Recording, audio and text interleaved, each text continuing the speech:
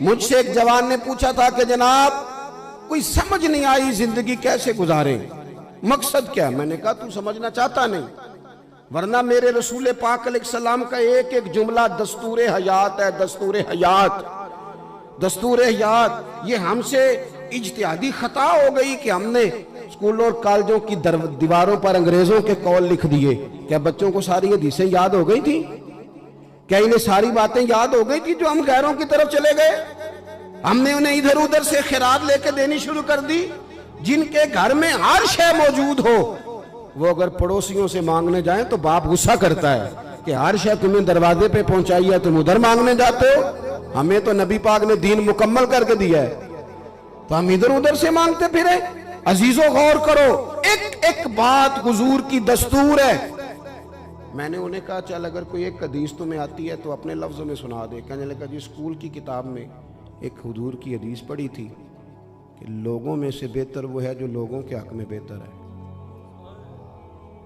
मैंने कहा जरा ठहर के इसे सोच, इस एक हदीस पे पूरी जिंदगी गुजारी जा सकती है। पूरी जिंदगी लोगों में से बेहतर वो है जो लोगों के हक में, इस पर पूरी जिंदगी गुजारी जा सकती है। पूरी। मैंने बेहतर बनना है उस्तादों के हक में, मैंने बेहतर बनना है अपने आस्थाने के हक में, फिर मैंने बेहतर बनना है अपने शागिर्दों के हक में, मैंने बेहतर बनना है पड़ोसियों के हक में, मैंने बेहतर बनना है ससुराली रिश्तेदारों के हक में, मैंने बेहतर बनना है अपने सारे दोस्तों के हक में। लालच नहीं करना कि मैं किसी से कितना खींच सकता हूं। हमें हुजूर ने फरमाया तुमने नफा देना है, तुम्हारा वजूद नफा बख्श, तुम्हारी वजह से किसी का कितना भला हो सकता है कर जाओ। अगर इस एक हदीस पर उम्मत का अमल होता, एक पर, ज्यादा लोग नहीं थे सैलाब वाले, ज्यादा नहीं थे। आदाद शुमार कहते हैं मुतासिरीन की तादाद 2.5 से 3 करोड़ के करीब, और उनमें सारे गरीब नहीं। अगर 2 करोड़ गरीब लोग भी हों तो 20 करोड़ बाकियों के लिए उन्हें संभालना मुश्किल तो नहीं था, लेकिन हम अपने आप को नफा बख्श बना नहीं सके। हमने घर बैठ के कहा है कि तियां सांझियां होंदियां ने, लेकिन ये नहीं कभी सोचा कि जो बाप अपनी बेटी को लेके झोंपड़ी में बैठा है ना महीनों से, और अपने टूटते मकान को, तो कुछ लोग तो ऐसे हैं जो कहते हैं जी अब आंसू बहाने को भी दिल नहीं करता, ज़ाया हो जाएंगे, किसको दिखाएं।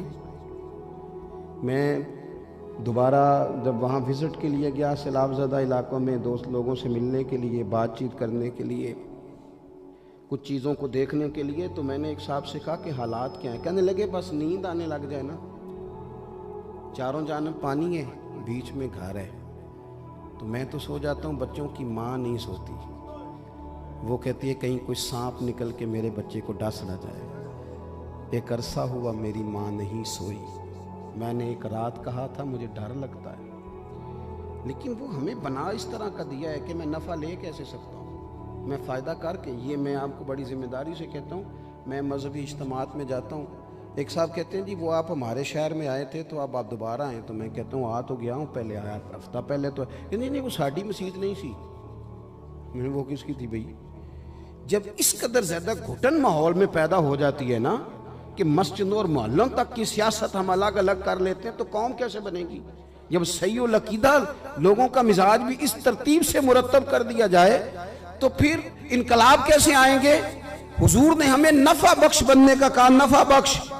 शौरी ताकतें बुलंद करें, दीन को सीखें। आप यकीन करें, आप हुजूर के कभी इरशादात को पढ़ें, कुछ हदीसें ऐसी हैं जो कलेजा ठंडा कर देंगी। जिंदगी में दस्तूर, ये बहुत सारे लोग हैं मेरे मुल्क में इस वक्त, डिप्रेशन के मरीजों की तादाद बहुत ज़्यादा है, टेंशन के मरीजों की तादाद बहुत ज़्यादा है। डॉक्टर कहते हैं ये कमोबेश 60% लोग हैं जो टेंशन के मरीज़ हैं। कुछ तो बाकायदा दवाइयाँ खाते हैं, किसी माहिर नफ्सियात से सेशन लेते हैं, और कुछ ऐसे हैं जो घरों अस्पतालों में तो नहीं आते, लेकिन वो घरों के अंदर ही रहकर परेशान है, और छोटी छोटी परेशानियों ने लोगों को छोटी छोटी बीमारियों में मुब्तला कर दिया। डिप्रेशन और मोमिन ये तो दो अलग-अलग चीज़ें। मुसलमान और डिप्रेशन ये तो मुतज़ाद चीज़ें। नबी पाक अलैहिस्सलाम ने हज़रत अब्दुल्ला इब्ने अब्बास को करीब बिठा के कहा था, अब्दुल्ला एक बात मेरी लिख ले। या रसूलल्लाह फरमाएं, नौजवानों इसे याद रखना, ये हालात के सहमे हुए लोगों को बता दो हालात बदल जाते हैं, एक जैसे नहीं रहते, ये बात तय करो। नबी करीम अलैहिस्सलाम ने दस्तूर बयान किया, दस्तूर, ये हदीस भी पूरा दस्तूर हयात रखती है। महबूब करीम ने फरमाया, अब्दुल्ला, सारे लोग मिल के तेरा कुछ बिगाड़ना चाहें, सारे दुनियादार, तो नहीं बिगाड़ सकते जब तक रब की हिकमत ना हो। और सारे दुनियादार मिल के तेरा कुछ संवारना चाहें, सवार नहीं सकते जब तक अल्लाह ताला की हिकमत ना हो। तो फिर लोगों की तरफ देख के जीना है या अल्लाह रसूल की तरफ देख के? फिर हमने अपने मामलात को मुरत्तब लोगों को देख के करना है? इसने हमें कमजोर कर दिया है, डिप्रेशन में चले गए लोग। तो हुजूर का दीन शऊरी बुलंदी पैदा करता है। जब आप दीनदार होते हैं तो आपका ज़ौक़ और तरह का होता है। लेकिन हम ना फैज वहां से लेना चाह रहे हैं जहां है नहीं। दुनिया में जितने भी उलूम हम पढ़ते हैं वो रोजी कमाने का जरिया है, और जो रसूलुल्लाह का दीन है ये जिंदगी गुजारने का तरीका है। तो जब जिंदगी गुजारना नहीं आएगा तो रोजी कमा के क्या करेंगे? माल इकट्ठा हो भी गया तो क्या करेंगे? लोगों के पास सारा कुछ है, शऊर ही तो नहीं है। बड़े बड़े लोग हैं जो काट खाने को फिरते हैं। तो अजीज, शऊर, दीनी उलूम शऊर का नाम है। रोज हुजूर की कुछ अहादीस लिखे। मेरी तरह का बड़ा निकम्मा खतीब भी किसी मस्जिद में हो तो एक आयत का तर्जुमा तो करते ही है ना हर जुमे, लेकिन हम तो वक्त पे जाने को तैयार ही नहीं। और बहुत सारी किताबें उर्दू में हैं लेकिन आगे बढ़ने को तैयार ही नहीं। और मैं ढेर सारे लोगों को जानता हूँ जो सिवाय वक्त ज़ाया करने के और कोई मसरूफियत नहीं उनके पास। यहाँ बैठ गए, थोड़ी देर मोबाइल देख लिया, वहाँ बैठ गए। और अब तो लोग कहने लगे हैं कि ज़्यादा अमराज की वजह मोबाइल बन रहा है। जो लोग ज़्यादा मोबाइल चलाते हैं गहरी नींद सो नहीं पाते, क्योंकि वो तकिए के नीचे होती है बीमारी। तो आखिर दम तक उसे देखना है, सवेरे उठते ही सबसे पहले उसे निकालना है। वो आसाब पे सवार है, समझते हैं ज़िंदगी शायद सारी मोबाइल के अंदर है। तो आप तो बिल्कुल किसी और दुनिया के आदमी हो जाएंगे। तो एक तो शऊरी बुलंदी देगा आपको दीन, शऊरी।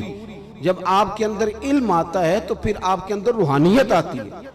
फिर लेकिन हमने किया ये है कि कुछ गलती मिंबर व मेहराब से भी हुई। जब मेरे जैसे लोगों के हत्थे काम आया ना, हमने एक बहुत बड़ी गलती भी की है। मुझे बताइए, एक बाबा जी बैठ जाए ना, बड़ा अच्छा जुब्बा पहन के, मेरी तरह बड़ी पगड़ी बांध के, तस्बीह लेके, एक कोने में बाबा जी बैठे हैं, अच्छी बात है। और एक कोने में एक साहब बैठे हैं बाहर शरीयत खोल के, एक आलिम।